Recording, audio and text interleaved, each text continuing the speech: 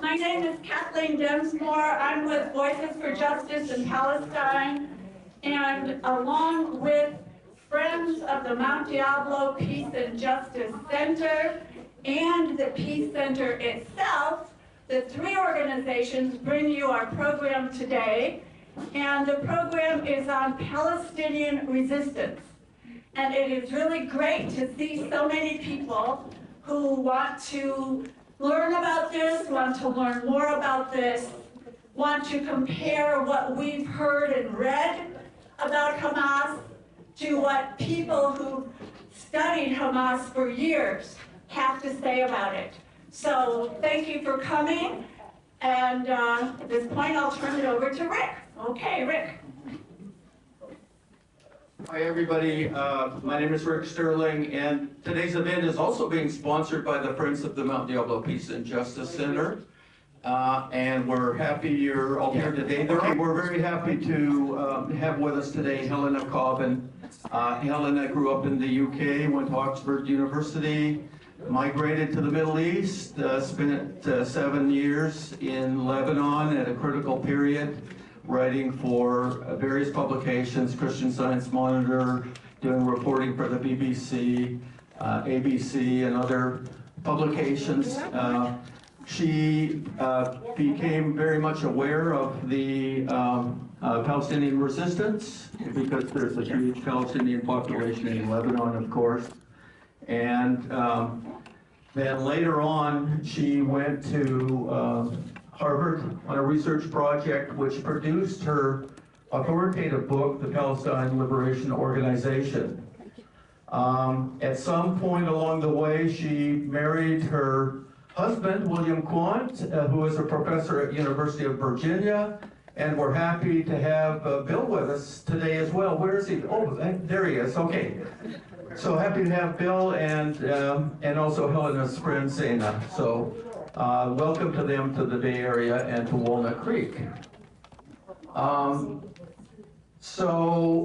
Helena, I know Helena because she invited me to join the board of the Just World Educational, and I was happy to do that, and I've seen what a dynamo she is. She really makes things happen. And she's also the founder of Just World Books. How many people here have read The General Sun? Lots of people. Helena's publishing house is the publisher of that outstanding book. She's done a lot of, they've got an amazing collection of titles from Gaza. Gaza Writes Back. And some of those authors from Gaza are now dead, tragically. And so she's got an intimate knowledge of that. And today she's going to be talking about the series of interviews and discussions that was recently hosted by Just World Educational on Hamas. It was called Understanding Hamas and Why That Matters. The latter part is important. Why does it matter? So without any more, I'll be happy to turn it over to Helena Cobbin.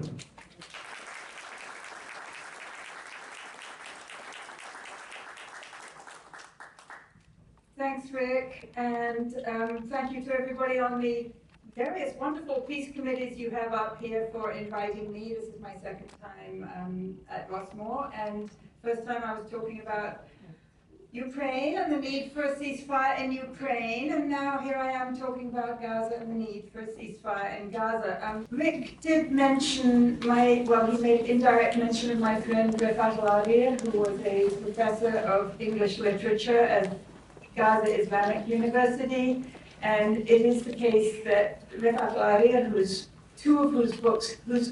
only two books I published, was killed by the Israelis on December the 6th, along with many of his colleagues from the faculty of the Islamic University of Gaza and from Gaza's 9 other universities, all of which have been leveled to the ground through explosives and bulldozers, quite deliberately, not because of, war damage or whatever. So I'd like to just start with a moment of silence for all the casualties of this horrible fighting.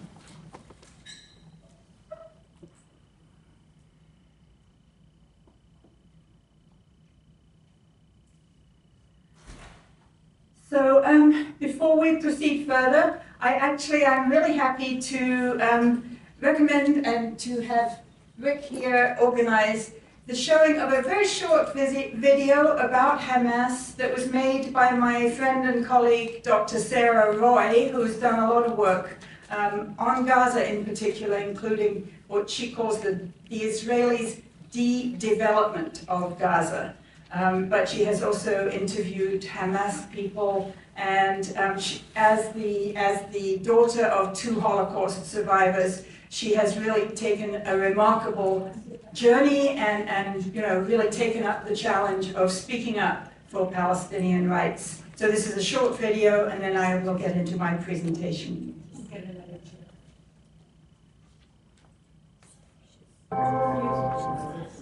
Hamas itself is a far more pragmatic movement than is than its typical representation in the West. And Hamas's election was not based on a belief or a desire on the part of Palestinians to see an Islamic government in Palestine. Absolutely not. Hamas's election was, one, a vote against the corruption and betrayal, as Palestinians saw it, of the Fatah government during the Oslo period, and was also a result of a party platform, a political platform, that promised change and reform, that promised some very real and pragmatic changes in the lives of Palestinians. So it was twofold. And Hamas, and several people have written about Hamas, and I myself am completing a book now. If you look at the history of this organization since its inception 20 years ago, you see that this is not a group that is the same by any stretch of imagination as the Taliban or the kinds of government you would see in Iran. To the contrary, in fact, many interviews with Hamas officials over the years have shown, and they themselves have made a point of emphasizing to me that they are not like the Taliban and like these groups. And if you look at their political platform and you look at what they've been saying for the last 20 years, and they have, of course, matured. They have grown and they have become a far more sophisticated, far more complicated organization than they were when they began. In the final analysis, whether we like it or not, it's clearly not up to us to like it or dislike it, but Hamas is a part of this landscape, it's a part of this society. And through its social service work in Gaza and the West Bank, but especially in Gaza, they have played an increasingly important role in society. And unlike many of the secular political movements, the secular nationalist movements during the Oslo period, they maintained their ties to the grassroots. A lot of these groups cut them for various reasons. Hamas remained very consistent and very deeply connected to the community and to society. And of course, people say this is a way they buy political support, and they promote their ideological vision and so on and so forth. But Palestinians aren't that stupid. People are not going to support an Islamic State because they receive relief assistance from an Islamic organization. It's a little bit more complicated than that. And in the final analysis, I just want to say, they are elected, they have been elected by the Palestinians. They are part of the political and social landscape. And if we want to see a resolution, they have to be incorporated into any kind of political process. They are part of that society, and it's certainly not up to the American government or the Israeli government to decide who is acceptable on the Palestinian side to talk to. You talk to the representatives of that group. It's like Palestinians coming and saying, well, we don't like George Bush, we're offended by him, so we're not going to negotiate with the Americans. It's the same sort of thing. These people have been elected, they made it clear that they are willing to talk, which is precisely the reason, I believe, that they are being continually demonized. It's not because Israel and the West believe that they cannot talk to Hamas, it's because they know they can. I should have said before we showed the Sarah Roy interview that was filmed in 2008, shortly after, well, 2 years after Hamas won the legislative elections in Palestine. So anyway, I'm going to take us through a very quick tour of Palestinian resistance since 1948, as it happens. First of all, I just want to, like, a show of hands. Anybody here think it's okay for people under military occupation to use all means necessary to resist that occupation? Sure. Yeah. Yeah, some people think that's okay, good. And anybody here think it's okay for people who are the targets and subjects of colonialism to resist colonialism with whatever means they have at hand? Yeah, we got some good hands. Excellent. We're off to a great start. Gaza. Gaza has always been the crucible of Palestinian resistance in the modern era. So what happened in 1947-48 was that the Israelis, they weren't even Israelis, they were the Zionist militias, had this plan called Plan Dalet to ethnically cleanse every area that they could control, which was considerably more than the United Nations had given to them, to ethnically cleanse it of as many of the indigenous Palestinians as possible. And that was the origin of the Palestinian refugee problem. Today, you find large concentrations of Palestinian refugees in Lebanon, Syria, Jordan, the West Bank, including East Jerusalem, but most of all in Gaza, where something like 70 to 75% of the population of Gaza, which is 2.3 million, or was 6 months ago, 2.3 million, something like 75% of them are either refugees or the descendants of refugees. And under international law, the descendants of refugees have the same rights as their predecessors, their ancestors, including the rights to the properties and farms that their ancestors were ethnically cleansed from.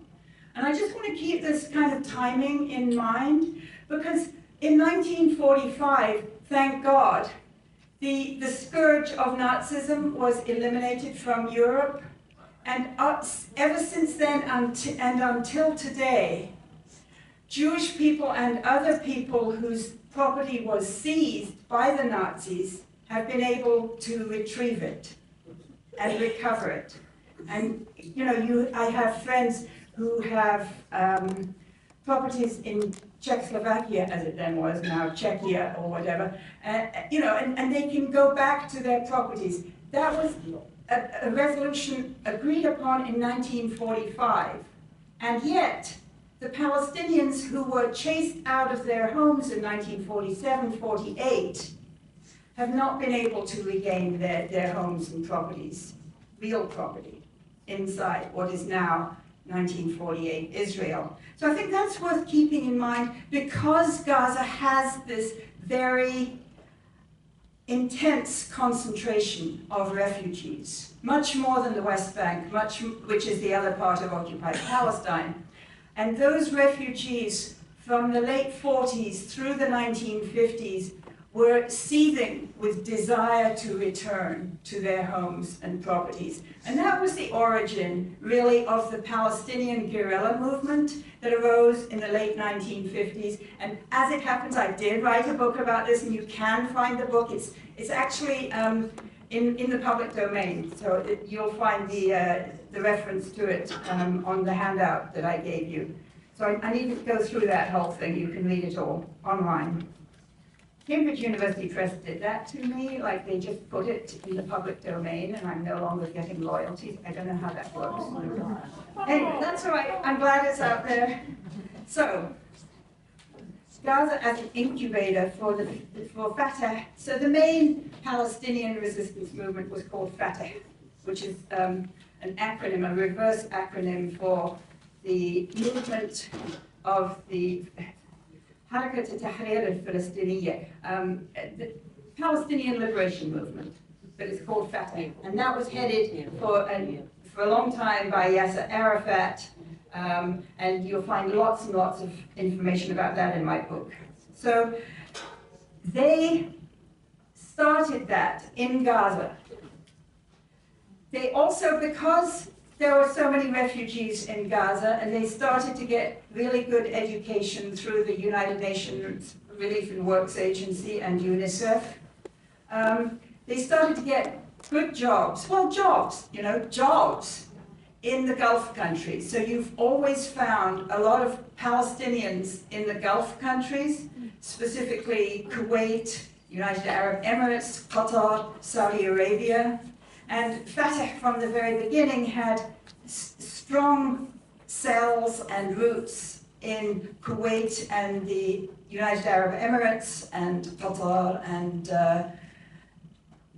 Bahrain and Saudi Arabia, as well as in Gaza. And then they had other people in the West Bank and in the refugee camps in Lebanon, Syria, and Jordan, and so on. So the PLO is the kind of the umbrella organization for Palestinian representation. It was founded in 1964. Now, does anybody here know, apart from my husband, what was the body that founded the PLO? Okay, it was the Arab League. It was the League of Arab States, who after the, well, I'll back up. They founded it. Just let's leave it at that. And then you had the 1967 war, which was a huge defeat for the Arab states, for all the Arab states, militarily and politically, regarding their standing at home. And at that point, these guerrilla groups, indigenous Palestinian guerrilla groups, took over the PLO in 1968-69. And they've been running it, well, Fatah and its allies, most of whom are very secular, although Fatah also has strong Islamist trend within it. So they're all pretty secular, and they took over the PLO, and then they ran their guerrilla war somewhat in the West Bank in the years 1968-69. And then the Israelis chased them out of the West Bank, and they went to Jordan, and they were very active in Jordan. And I guess we're all, more or less, all of us old enough to remember when there were like the big airplane hijackings, and then the terror incident at the Munich Olympics in 1972. All of those were essentially done by Fatah and its affiliates. And then they got chased out of Jordan in 1970-71, and that period is called Black September. So this organization, this Fatah-affiliated organization that did all that terrorism in the early 70s was called the Black September Organization. So fast forward a little bit more, they got chased out of Jordan, went to Lebanon, and that's where I encountered them as a very young journalist in the mid-1970s. I interviewed people up and down all these organizations, from the leaders to the grassroots organizers to the women organizing kindergartens, all kinds of different activities that Fatah and its affiliates set up in Lebanon. Then in 1982, the Israelis invaded Lebanon and had a terrible war and managed through that war to get a ceasefire agreement with the PLO, under which the PLO would exit Lebanon. And this was all negotiated by the Reagan administration. And the PLO agreed that all its fighters would leave Lebanon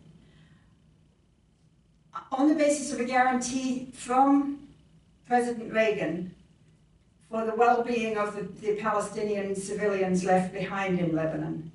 And then within about 3 or 4 weeks of that, the Israelis came and committed the massacres at Sabra and Shatila refugee camps. So the word of the United States on that occasion was worth nothing. PLO is a Palestine Liberation Organization. So after the PLO and Fatah had been expelled from Lebanon, that's when I wrote my book. I had a fellowship at Harvard and I came and wrote my book on the PLO. And one of my main conclusions was that this idea of combating Israel and regaining the Palestinians' rights through guerrilla activity launched either from within the West Bank and Gaza or from surrounding countries was going nowhere. Because, you know, there were no guerrilla movements anywhere, no active guerrilla movements anywhere around Israel. When the PLO evacuated, some of them went to Tunis, some of them went to Yemen, which you know is a very long way away. So one of my conclusions was that the center of gravity of the nationalist movement is going to shift from the Palestinians who are in the diaspora communities to the Palestinians who remained inside the homeland, in the occupied West Bank and Gaza, and to a certain extent inside 1948 Israel, where today roughly 22% of the citizens of Israel are actually indigenous Palestinians. They are not Jewish immigrants. But these days they're keeping their heads down, and they are subject to really terrible, just terrible crackdowns by the Israeli authorities. So we don't hear much about the Palestinians who are, that small section of Palestinians who are citizens of Israel. But after 1983, after 1982-83, when the PLO got expelled from Lebanon, we started to hear a lot about new forms of resistance that the Palestinians who were still living in their homeland, in the occupied West Bank, including East Jerusalem, and occupied Gaza Strip, were mounting against the Israeli occupation. So in 1987, we saw this phenomenon called the First Intifada, which was, now I'm going to try and connect everything up. So here we go. 1987 is when we had the first Intifada broke out, and that's when we start to meet Hamas. So prior to 1987, there had been something called the Palestinian Muslim Brotherhood, which was affiliated with all the Muslim brotherhoods that are like in Jordan and Egypt and Syria and the whole region. There's this network of organizations called Muslim Brotherhood, which they take on different colorings depending where they are. And until 1987, the Palestinian Muslim Brotherhood, which was led by somebody called Sheikh Ahmed Yassin, they were very focused on trying to get members of the Palestinian Muslim community to live a righteous life.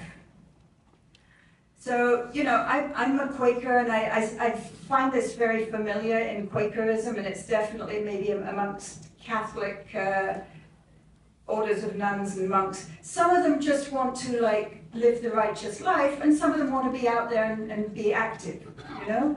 And maybe it takes all kinds to make a good Quaker meeting, for example. But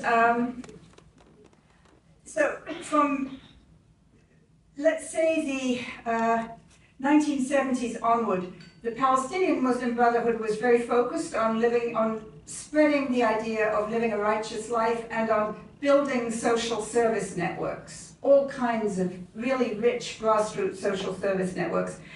In late 1987, when the first Palestinian Intifada against Israel's occupation of the West Bank and Gaza broke out, the Muslim Brotherhood decided to form a kind of political organization called the Islamic Resistance Movement, Harakat al-Muqawama al-Islamiyya, Hamas for short. The word Hamas also means zeal, in case you're interested. So then in August 1988, they issued their first charter, and it was a fairly anti-Semitic document. But as I said here, you know, they kind of drew a direct line from the Crusader kingdoms in Palestine of the 11th to 13th centuries of the Common Era, and down to the Israeli state of today. So then, the first Intifada kind of went on for a number of years. It had, overwhelmingly, it was non-violent resistance to the occupation, but there were also armed actions during the first Intifada.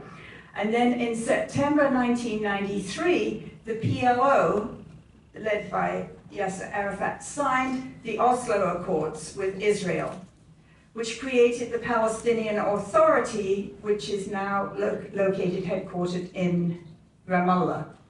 So under the Oslo agreements, Israel and the PLO both agreed to finish their negotiations by mid-1999 for the establishment of an independent Palestinian state in the occupied territories. So that should have happened by 1999. We should have had the final agreement in place, and maybe it would take 2 or 3 years to implement, but it would be well on its way by the turn of the century. Hamas had been strongly opposed to the whole Oslo process, largely because it did involve, from the get-go, explicit recognition of the state of Israel, which they were not ready to give and not willing to give. So along the way there, in February 1994, an Israeli settler called Baruch Goldstein went on an armed rampage in Hebron's ancient mosque, killing 29 worshippers. In response to that, Hamas started sending suicide bombers against civilian targets in Israel.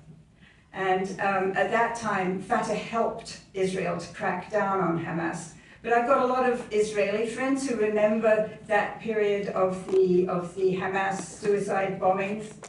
What they don't remember is what happened before that, the massacre of the worshippers in the mosque in Hebron. So anyway, by 2000, it was clear that Oslo's promise of an independent Palestinian state had failed, and Israel had meantime, over those preceding 7 years, seized a whole lot more land in the West Bank, and crucially also, they created roads and a lot of infrastructure that made quite clear that they were going to stay there. So in September of 2000, the second Intifada erupted. This was spearheaded, I want to say, by Hamas and its allies, but it also included many grassroots organizations from Fatah who were really disappointed and felt that their leaders had betrayed them. And Israel's Prime Minister Sharon responded very harshly to that. But in the end, he figured that the best way to actually play divide and rule. I mean, I grew up in England. I know exactly how colonial powers do this. You know, you play one side off against the other. So in 2005, he pulled the Israeli settlers and soldiers out of the interior of the Gaza Strip without negotiating it with anybody. And of course, the PA people, by that time, Yasser Arafat, he was kind of dying at that same time. they had wanted to be negotiated with and were not. So instead, Sharon pulled the settlers and soldiers out of the interior of the Gaza Strip. And Fatah was actually in deep crisis at this point, because Arafat was dying and then he died, and he was the historic leader, although he had many faults. He had a kind of credibility that nobody has had inside Fatah since then, most certainly not the man who replaced him, whose name is Mahmoud Abbas Abu Mazen. So Fatah was in crisis because Sharon had not negotiated this withdrawal with them, but had just done it unilaterally. And so Fatah and the US and Sharon agreed to hold new elections for the PA Parliament. So the PA is this supposedly interim body that was established in 1994. In fact, its full name is the Palestinian Interim Self-Governing Authority. So it's supposed to be an interim prior to the Palestinians' attainment of their national independence. So it has a parliament, and I got lots of friends who are in the parliament. They had the elections for the parliament in January 2006, and crucially, Hamas was invited to run in the elections, which was interesting. So that was the George Bush administration who negotiated with Hamas indirectly to have them participate in the elections. So they were invited to do so, and they agreed to do so. So, those are two really interesting things that happened around those elections. And the elections were held in January 2006. There were monitors from the Carter Center here, and from the European Union, and from various election monitoring bodies. And to the complete surprise of the Israelis and the Americans, Hamas won those elections. Which takes us to, what Sarah Roy was saying about, Hamas having won the elections. They ran under the name of something called the Change and Reform Party, but everybody knew they were Hamas. They were very well organized, and, a lot of women voted for them. I'm happy to talk more about Hamas's attitudes towards women, if you want to hear about that in the Q&A. Because I've done quite a lot of work, back in the day when I was more active as a reporter, I spent some time with Hamas's women networks in Gaza. And so Hamas agreed to join the elections, and then they won them. So Israel, Fatah, and the US government were horrified. And they started immediately planning a coup to overthrow the PA's newly elected Prime Minister Ismail Haniyeh. I went to Gaza, I was doing some reporting down there, and I interviewed Haniyeh, I interviewed a lot of people right after the elections. It was a fascinating time to be there. He tried to make a kind of broad government of national unity, of which he would be the Prime Minister, or he was even prepared to have somebody else be the Prime Minister. But the Fatah leaders were completely opposed, as was Israel and as was our government. So they immediately started planning this coup to overthrow Haniyeh. And in 2007, Hamas's security police preempted the coup in Gaza. They kept control of civilian life there, while Fatah and the PA kept control of civilian life in their tiny portions of the West Bank, which has been made into a series of little the holes in a Swiss cheese, because they're so much surrounded by the Israeli settlers and the settlement infrastructure.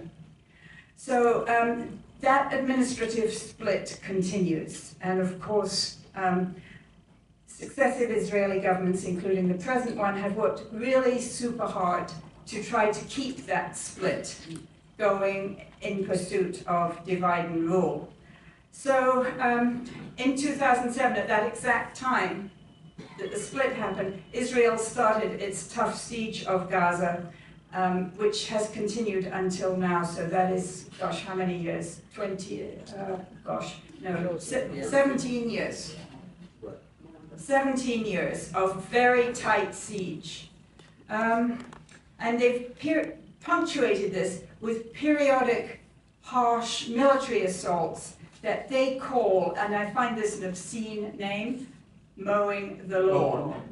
You know, with the idea that the grass is going to grow again, and in another 5 years they're going to have to do another one. And if you've read the book Gaza Writes Back, that was edited by my friend Rifat Al-Arir, you know, that contains many just really poignant short stories written by young writers in Gaza in response to, I think it was Operation Cast Lead of 2008, 2009.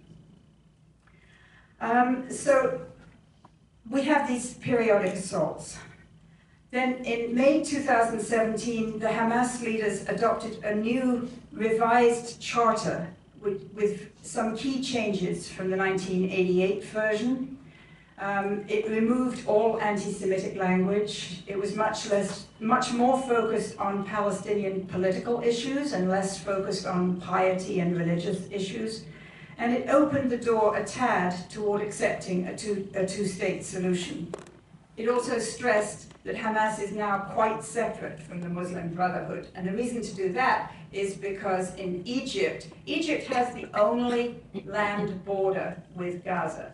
And it's a small land border, but it's very important for the people of Gaza to have that land border. And Egypt, the present Egyptian government, is extremely opposed to the Egyptian Muslim Brotherhood movement. So that's why Hamas is saying, no, we're nothing to do with the Muslim Brotherhood, no, no, no, no, no. And indeed, you know, they do have periodic negotiations and actually a lot of business dealings with the Egyptian government at this point. And you probably know, the Egyptians are one of the two key interlocutors in the current negotiations over a ceasefire. They are the two parties that talk directly to the Hamas leaders. So I know when I've done a talk of this nature before, people want to know what was Hamas doing on October 7th. And if you go to our the online learning hub, and I hope you all have the little hand up, on that online learning hub that we created, and we put it up just a few weeks ago about understanding Hamas and why that matters. We did a really good conversation with somebody called Dr. Azam Tamimi, who is close to Hamas. Historically, he was even closer than he is now, I think. He's located in London, and we asked him what Hamas was thinking on October 7th. And basically it came down to the idea that what they were doing was a military operation against military targets. And it's absolutely true if you look at where they were going, you know, for the first hours of this operation on October 7th. First of all, they blinded the entire surveillance system that the Israelis had created around Gaza. You know, if you think of Gaza as a concentration camp, which essentially it is, because that's where, you know, after the ethnic cleansing of 1948, the Palestinians had been concentrated into Gaza, and then they were given no future. So, and it's become more and more of a concentration camp ever since. So this was the surveillance system. They blinded that. I mean, I have to say, the Palestinians of Gaza are extremely smart. You know, in many ways. Like, they're poets. There's a poet called Fadi Jawda, whose poetry you must read, or Mus'ab Abu Toha. I mean, these people have such smarts and such sensitivity and such understanding, including of how to break out of the concentration camp.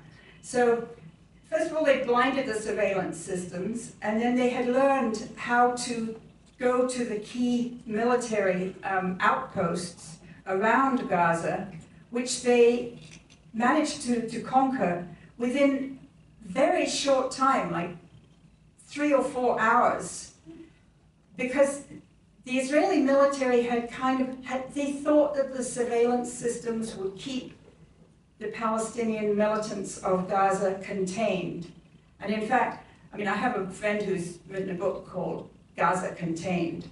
A lot of people, prior to October 7th thought that, no, Hamas contained. And it's a good book by Dr. Talib Bakarouni. The Israeli military thought that Hamas was contained in Gaza. So the breakout, so the Israeli military planners were extremely like, oh, let's go and prepare for something on the Lebanon border. Let's send soldiers to support the settlers in the West Bank. Gaza's okay, Hamas is contained, we don't need to really... So they'd actually moved a lot of people out of there. And they were not watching what was happening. Hamas was watching. Hamas was watching as the readiness of the Israeli military around Gaza in what the Israelis call the Gaza envelope, which is the region that is meant to envelop Gaza. Hamas was watching the Israeli military readiness just go down and down and down, and then they broke out. And they took over the headquarters of the Gaza Command, of the Southern Command, and they took the leaders and many of the officers of these important command positions with them back to Gaza. When they were taking hostages, their main goal was to take military hostages, because that's what the Israelis will really negotiate over. But I think I have described what happened on October 7th from Hamas's point of view as a catastrophic success, because they actually breached that border wall in more than 40 places. So all these people, you can call them the hoi polloi of Gaza, they've been living this really crappy life for the past 17 years or the past 77 years, however you like to look at it, under military occupation since 1967, and suddenly the concentration camp walls are broken down.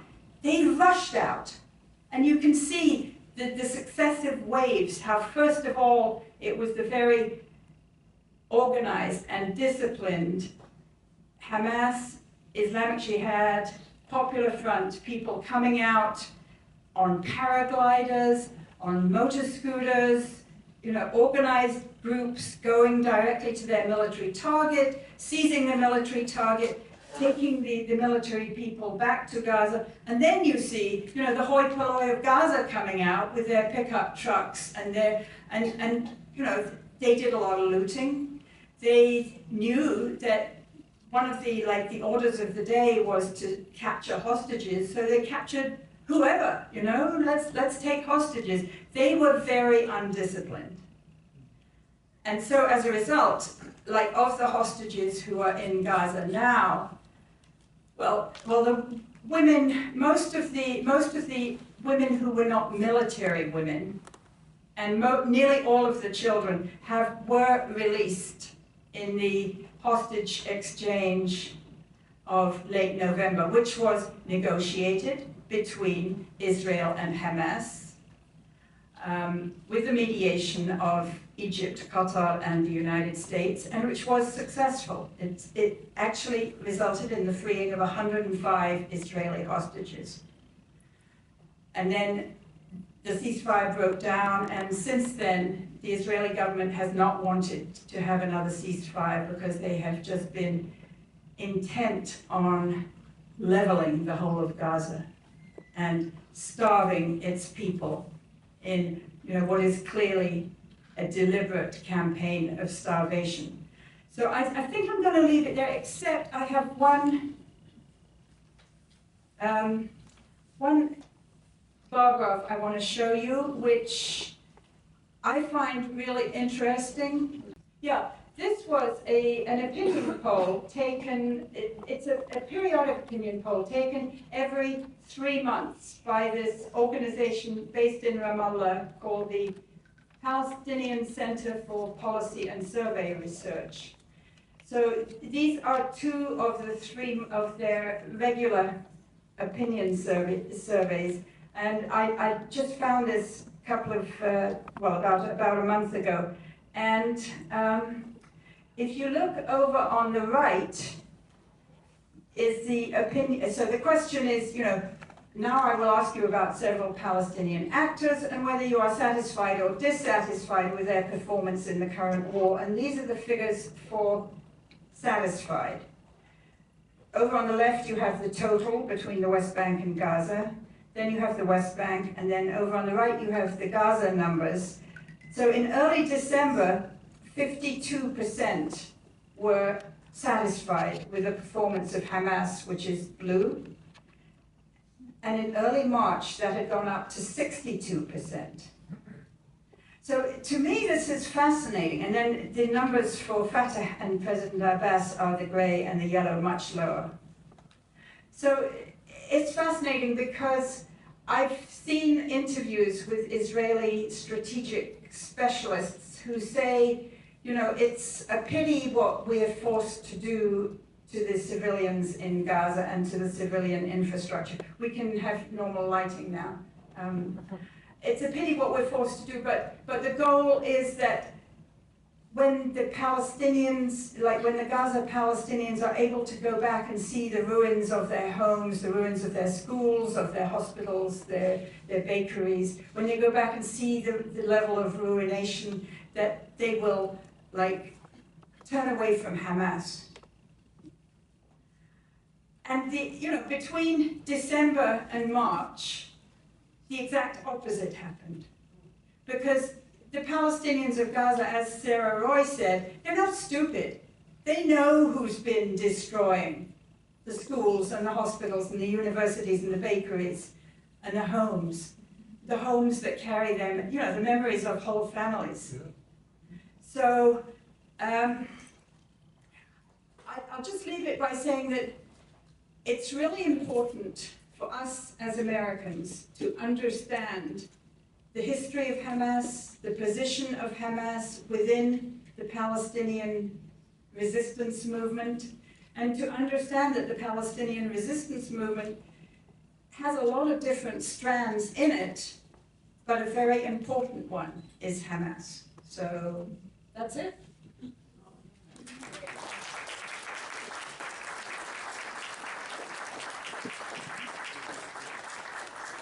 Thanks very much, Helena. We'll be getting to the Q&A very shortly, but first I wanted to do a couple things. One is to invite people to support Just World Educational. And we encourage people to go to the website and look at it and see the work that Helena and the other, that organization is doing. So we're going to pass around a basket.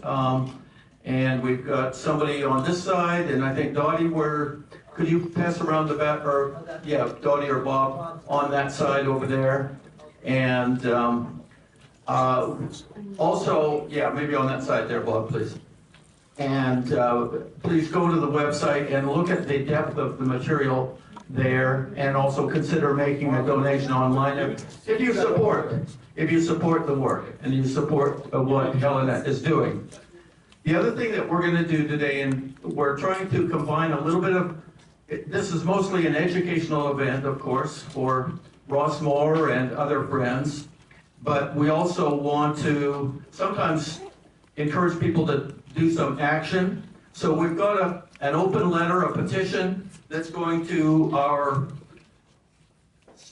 state representatives and to the congressman from Walnut Creek. And I'll just read it out here. It's very short. It's only about 8 sentences. I'll read it out so that you know what you're signing if you want to sign it, or if you don't want to, you know what it says. And it says, Dear Senator Padilla, Senator Butler, and Representative DeSaulnier, the recent killing of 274 Palestinians including dozens of women and children to rescue 4 Israeli hostages, is symptomatic of how atrocious this conflict has become. Instead of agreeing to a ceasefire, Israel attacked and killed hundreds of innocents, including at least 1 Israeli hostage. We are outraged the Biden administration and Congress have made us complicit in Israel's war crimes. We call on you to do everything you can to stop this atrocity. No more weapons or any support to Israel. Do not attend or stand up for Netanyahu if or when he comes to Congress. So it's pretty short, it's to the point, and if you want to sign it, we would encourage it, and if we can just pass it around along the front row and then backward. Is it only for constituents? No, I don't think so. I don't think so. It can be for anybody. But we will be sending it to those 3 people. And what was her question? She was asking if only constituents should sign it, and I don't think that's necessary. So let's see.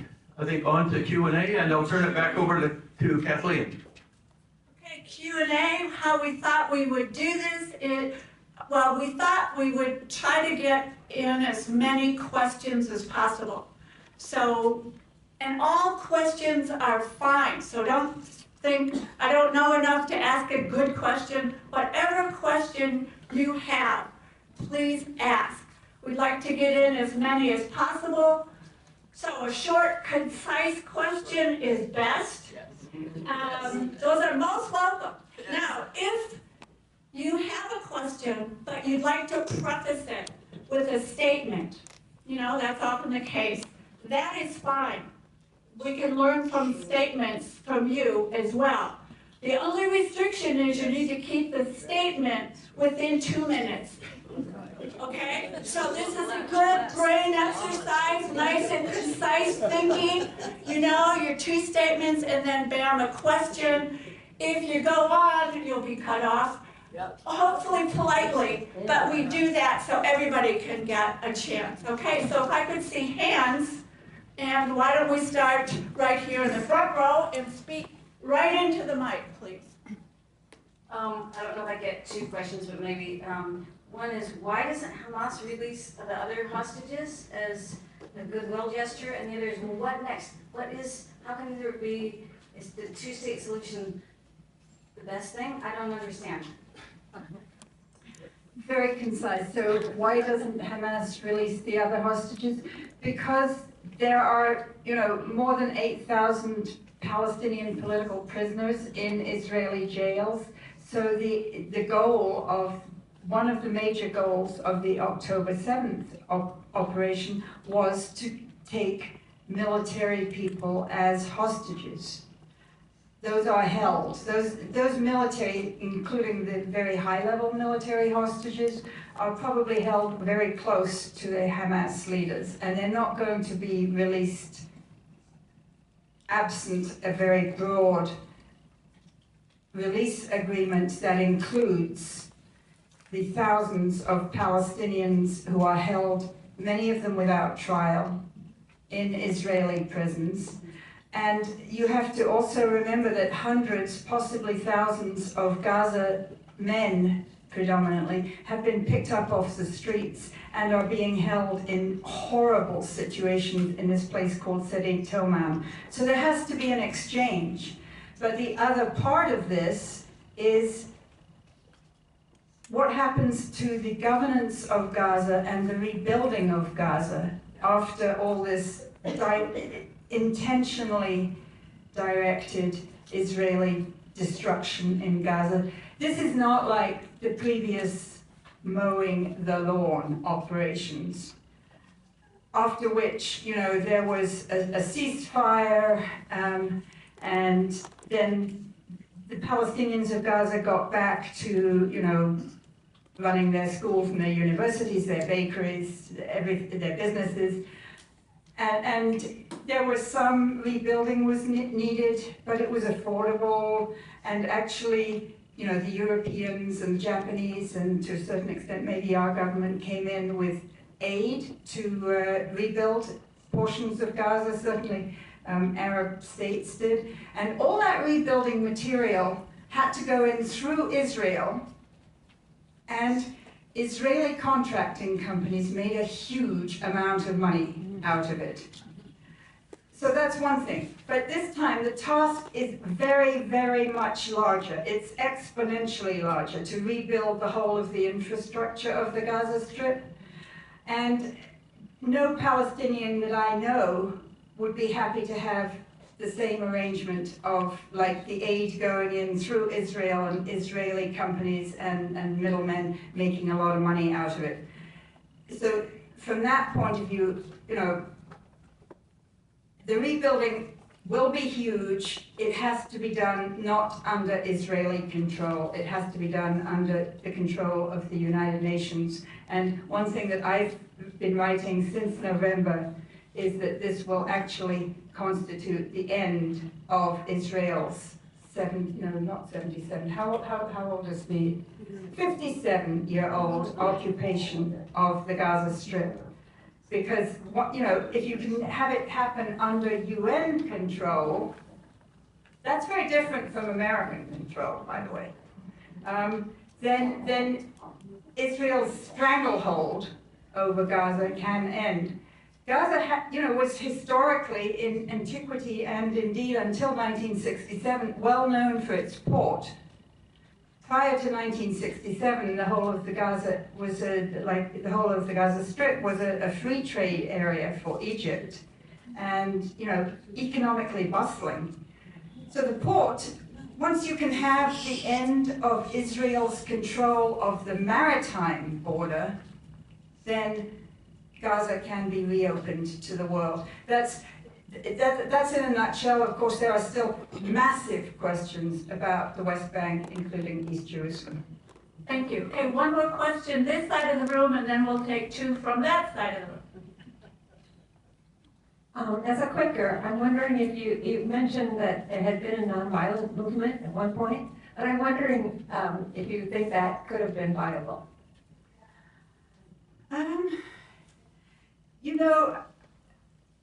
I went and did a lot of research in the West Bank and Gaza during the first Intifada, which was overwhelmingly non-violent. And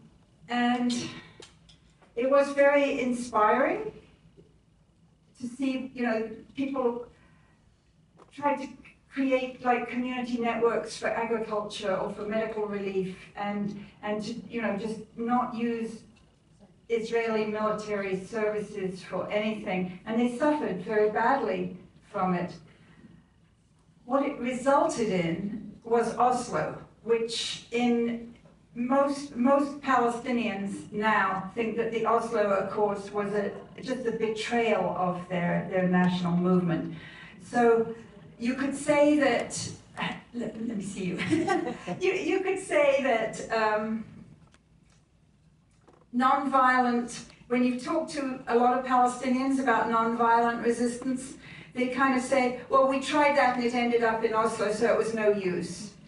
Except that in 2018, grassroots organizations in Gaza, who were very, very frustrated with the repeated Israeli military assaults on Gaza, said, let's try and mount a massive nonviolent campaign to retrieve our rights. So they founded something called the Great March of Return in 2018, and it went on for months. Basically every Friday after Friday prayers, people would stream towards the border, totally unarmed and non-violent, with flags and banners, and say, we want to go to our grandfather's home, we want to go home. And the Israelis positioned snipers on those earth berms all around Gaza and sniped them in the legs. So I think they killed, actually, north of 200 non-violent resistors in the Great March of Return, and they made like thousands of amputees. There are entire football clubs in Gaza that are made up of amputees who play soccer. So I think that they tried, is all we can say. And what's happening now is just, you know, unbelievable suffering for the people of Gaza. But my reading of those opinion polls is that it's actually very similar to the Viet Cong. You know, the Vietnamese people suffered under French and even more under American military assault. I mean, we tend to forget, like, the whole Agent Orange thing, Operation Phoenix, everything that was inflicted on the people of Vietnam. And they, you know, essentially they stuck by the Viet Cong. They stuck by the North Vietnamese and their demand for national independence. And, you know, that's how most countries in the third world, in the global south, attained their independence from colonialism. I mean, people love to talk about Gandhi and, like, why can't the Palestinians be like Gandhi and just do it with salt marches and non-violent this and that? Gandhi succeeded during a particular time in the history of the British Empire when the British Empire was totally exhausted and falling apart. You know, so from that perspective, you could say he was kind of lucky. But nowhere else in the global south that I know of have people won their national independence using wholly non-violent means. Well, Martin Luther King. Well, he's not in the global south. Yeah. No, but the similar things. Well, Years and years of subjugation. So, Helena, why is it important to think in terms of the global south? oh, good question. Because of, you know, Western imperialism and Western hegemony of the world system that most, like, the white nations of the world constitute today roughly 12% of humankind, which is roughly the same percent that the white citizens of South Africa constituted back in the days of apartheid. So the idea that white people, like, I grew up in England, I grew up in England in an era of decolonization, you know, when practically every week a new country in Africa or Asia or wherever would, you know, haul its flag up and the British Governor General would leave. And that's how things should be. Like, you know, people in those countries should be ruling themselves. And I like that thing that Sarah Roy was saying, like, it's not up to us to determine who should represent the Palestinians. It wasn't up to us to determine, you know, who should rule in Kenya or in Aden or Malaysia or any of the other places where the British Empire was overcome by the national liberation movements. Thank you. Another question from this side of the room. Oh, come on. Yeah, good. Could you say something about what we're hearing? It may be propaganda, but that from the river to the sea, and that you know, Hamas wants to destroy Israel. That's their justification. So, from the river to the sea is a very ambiguous slogan. First of all, it's used by Likud, meaning one thing. And it's used by a lot of Palestinian rights activists, and that's when it gets ambiguous. I have a lot of friends, including Quakers and others, who say, you know, from the river to the sea, there shall be full equality, which is a wonderful thing. If there is full equality between the Jordan River and the Mediterranean Sea, right now you have a majority of Palestinian Arabs. So it would be a very different thing. It could be kind of like South Africa, where, you know, you have a one-person, one-vote system in which the rights, there are language rights in South Africa for Afrikaners. And sure as heck, they kept their control, the white people in South Africa, over the whole of the economy, which was a real problem. So there are people who think I want to say that from the river to the sea is not actually a slogan I've heard a lot from Hamas people. What I hear from them is that while they are very unwilling or completely unwilling to recognize that the state of Israel has any right to exist, that meantime they are actually interested in being part of a negotiation for a two-state situation. And that is quite clear from a lot of the leaders right now. So it's hard, first of all, I don't know, apart from my friend Zaina, is anybody else here Palestinian? Good, okay. So for the rest of us, it's not up to us to say, what the situation should be. What I would say, from an international law point of view, is that the Palestinians who are forced into exile, who for the last 77 years have been forced into exile, should have the full rights to their, to the political community and to their homes and properties inside historic Palestine. So that actually increases the numbers to where you have something like 12 million, 14 million Palestinian Arabs and 7 million Jewish Israelis. But, the South African whites they've done very well out of the deal that they did with Mandela. There are so many different ways of looking at this. I've got a lot of friends in Ireland, and growing up in England in the 1960s and early 70s, the IRA was and Sinn Féin and the provisional IRA, the way the media went on and they were battling them and the IRA is terrible. But actually, back in 1923, it had been the same in the whole of Ireland. And then the Irish nationalists got 26 of their counties for their independent state, and they left 6 of their counties that had a Protestant majority in the United Kingdom. And that has caused all kinds of problems, with Brexit and everything else going on. So the amazingly, to me, it's bizarre.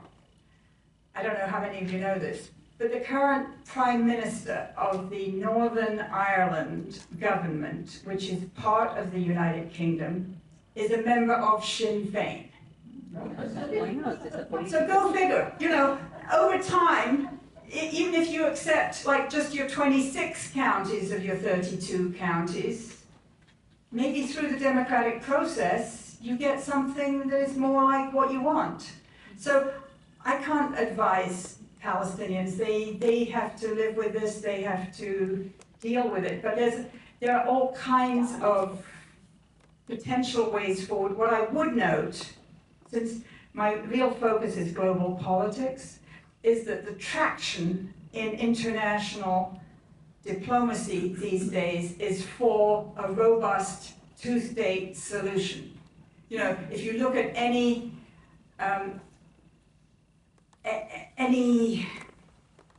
resolutions from the United Nations or from the BRICS grouping, which now actually is economically more powerful than the group of 7, that little group of 7 that Biden is currently visiting, or any other international grouping, including all European countries and our own government, give some degree of lip service support to a two-state solution. Now, what kind of a two-state solution?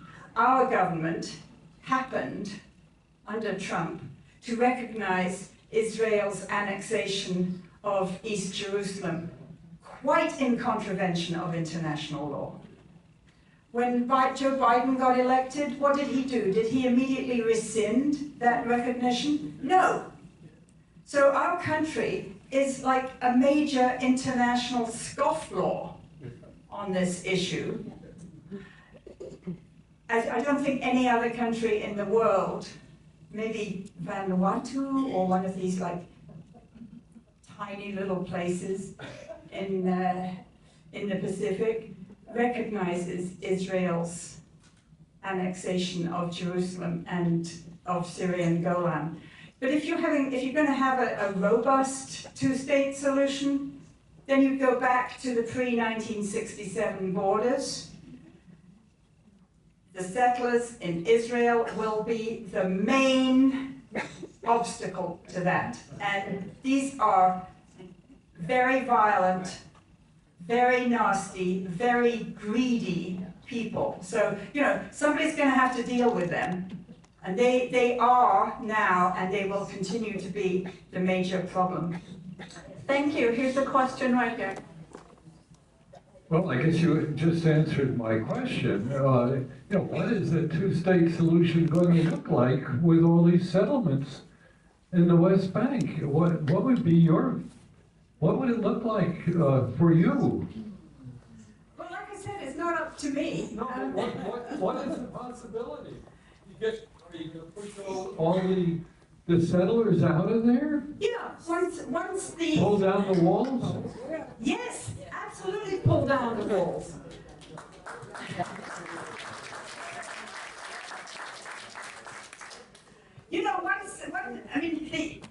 The United States has completely dominated all the diplomacy on the Arab-Israeli agenda since 1973, which was 51 years ago. And through that period, we had, the fall of the Soviet Union and this and that, and the US being the hegemon, the global hegemon. That era is coming to an end. Thank God. So once the US hegemony is challenged effectively by the global majority, then everything will be possible, because nobody other than the US government will support Israel's settlement project or the settlers in the West Bank. Many of the settlers are American citizens. Let them come home. Okay, let them come home. Here's a question right here. So historically speaking, Britain created Israel, and yet they abandoned the Palestinians. And Britain's not involved in any of these negotiations or anything. And why is it just the United States? That's a question in my head. Okay, that's a great question. You're right to a certain extent that Britain created the problem through, Lord Balfour and his declaration, but it was handed over the British. I don't want to apologize or cover up for the British government. But in 1947, they just abandoned the whole thing and handed it over to the United Nations. And it was the United Nations that then enacted the partition resolution, which was so grossly unfair to the Palestinians. And it did so in an era of let's call it white guilt, white Christian guilt over the Holocaust. The Holocaust was not a Middle Eastern problem. It was a European problem. So, they thought, well, let's compensate the Jewish survivors of the Holocaust and give them a little settler colonial state in Palestine. And the Palestinians were not consulted at all. Okay, thank you. Here's a question back here. Helena, thank you for your scholarship and for your activism. I have two questions. The first question is, can you speak about Christian Zionism? And if that's not enough, would you say a word about, you mentioned you had something to say about the women in Hamas. and Hamas? Thank you. Oh, two great questions. I'm not an expert on Christian Zionism, except to note that it's like probably the majority of people in this country who now call themselves Zionists are evangelical Christians, they're not Jews. And Zionism as a sort of an idea does go back to the Reformation. I mean, my husband Bill and I collect old maps. Well, he did mainly, you know, before he married me when he still had disposable income.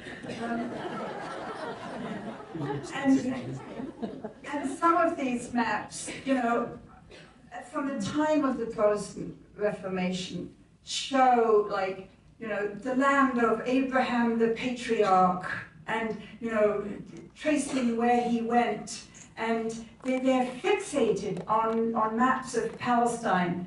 So I think this Christian Zionism thing, or Christian whatever, Christian something to do with the Holy Land, you know, it goes back a long way, but primarily to the Protestant Reformation, and now, you know, in this country, it's big time. So I'm not an expert. Okay. Hamas and women is a fascinating topic because, you know, all this, like, right after October 7th, the big slogan was, Hamas is ISIS, you know, and your second request after you were told, you know, do you condemn Hamas? And then you'd say, well, I'm not so sure, blah, blah, blah. And they say, yes, but Hamas is ISIS, you know? It's not ISIS. So I can tell you, like, many ways in which Hamas is not ISIS. One is their respect for religious minorities in the Palestinian body politic. In, like, ISIS controls Syria and Iraq, they would, like, gruesomely behead anybody who was a Shiite Muslim or who was a Christian, including members of some of the oldest Christian communities on God's planet. The Hamas leaders that I've talked to and interviewed are full of respect for their Palestinian Christian colleagues, compañeros, people in the struggle, you know, like right now in Gaza, the Palestinian Resistance, the active resistance, which has both military and political wings in Gaza, consists of mainly of Hamas, Palestinian Islamic Jihad, which is another Sunni Muslim organization, and the Jabhat al-Sha'biyya, the Popular Front for the Liberation of Palestine, which is a very secular organization, leftist, founded by Dr. George Habash, well-known Palestinian Christian leader, and with many Palestinian Christians in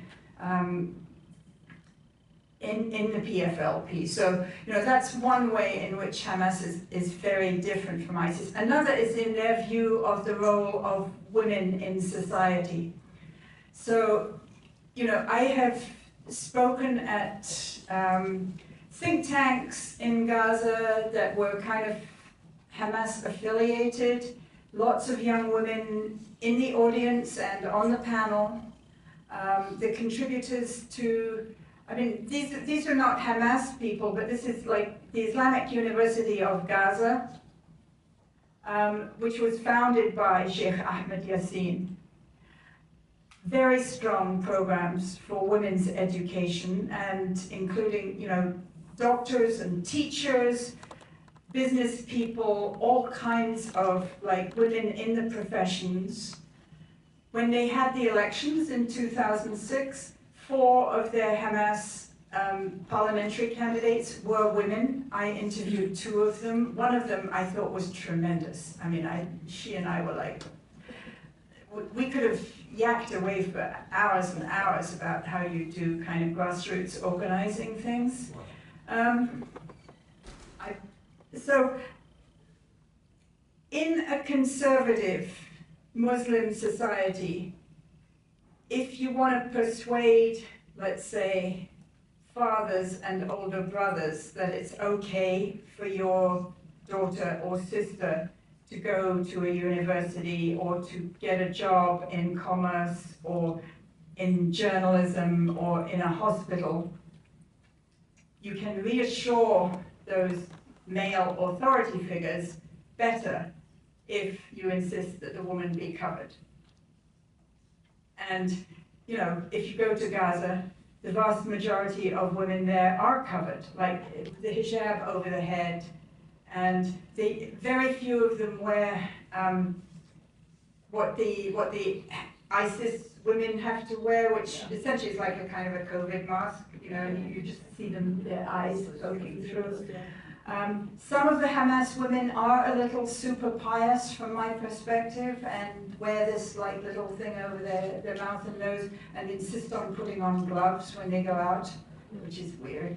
I find it weird, but most of them are not like that. And actually, once women are appropriately hijabbed, they can be loud, they can be funny. It's not like your idea of like a pious Muslim woman. In fact, my friend Layla El-Haddad, two of whose books I've published, The Gaza Kitchen you may have seen, or Gaza Mom. If you meet Layla, I mean, she is loud, she is funny, she is in your face, and she's veiled. So, you know, that kind of engagement of women in society is very much supported by Hamas. It was not supported by ISIS or by the Taliban or any of those other extremist Muslim organizations. Okay, we could probably take two more questions. Barbara. Thank you. Considering the fact that Arabs are Semites, we really can't call them anti-Semitic. I guess the most you could do is to call them anti-Zionist. You know, I mean, they're related. So, I mean, I just thought that is something that a lot of people might not realize. Well, I want to take issue with that a little bit. I mean, I understand the problem with what we're talking about in this country generally when we say anti-Semitism is anti-Jewish discrimination, acts of hatred, whatever, anti-Jewish. But being Jewish is not the same as being Zionist. In fact, we just heard, you know, about the many Christians who are Zionists. But there are also many, many Jewish people in this country and worldwide who are not Zionists. Zionism is a specific political project which aims at implanting Jewish settlers in the historic land of Palestine. So, I mean, there are Jews of many different kinds in this country, from ultra-secular to ultra-Orthodox, who oppose this project. I mean, honestly, my friend Miko Peled, you know, when he does a public event, his biggest supporters are the Hasidim that have these big furry hats and the little side locks, and so I think it's very important not to conflate anti-Semitism or anti-Jewish feeling with anti-Zionism. Anti-Zionism is a political stance, and being a Zionist is a political stance. Being Jewish it's a lot of things. It's spiritual, it's religious, it's cultural in many cases, and it's, you know, for a lot of Jewish people, it's who you are. But Arabs are Semites. Yeah, but I mean, yes, that has to do with like language.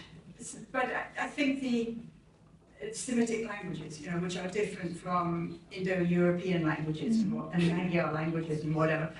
So there is a lot of anti-Arab hatred in this country, and there's a lot of anti-Muslim hatred. And generally, you know, I would call that Islamophobia or anti-Arab hatred. I would not call that anti-Semitism. No, it's not. Okay, one last question over here. Okay. Yeah, I have a question. Seems like you know a lot about Hamas. So can you tell me what Hamas was thinking about when they attacked on October 7th, murdering and burning alive Israelis. What was Hamas thinking?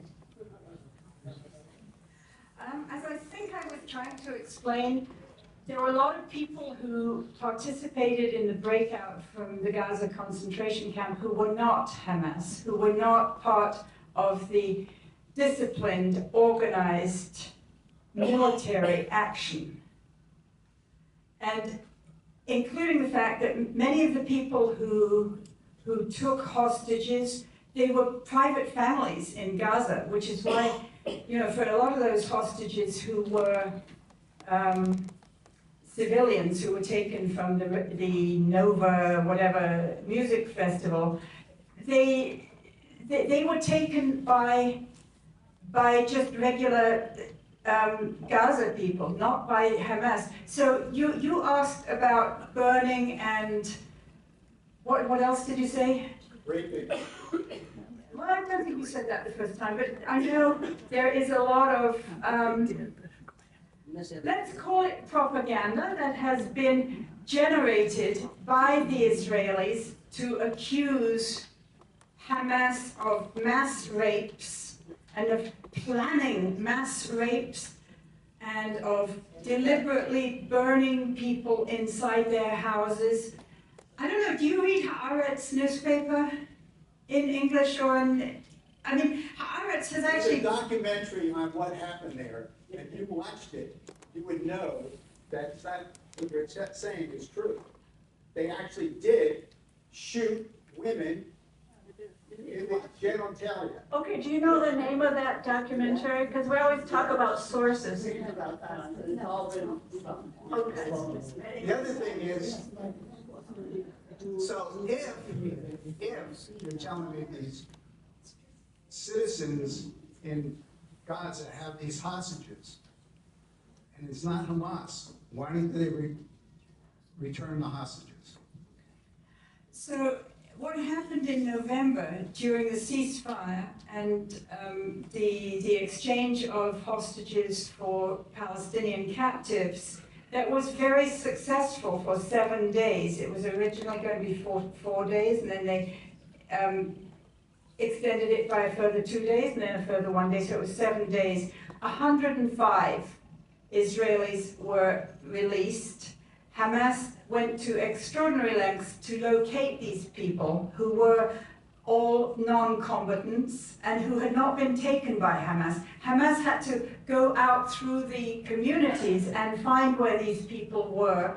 And I imagine in many cases they had to actually pay money to the families so that they could get the non-combatants, and they were released. And that worked. So, you know, if you could have another ceasefire, then the remaining non-combatant hostages would be the first to be released. And there aren't many remaining non-combatants.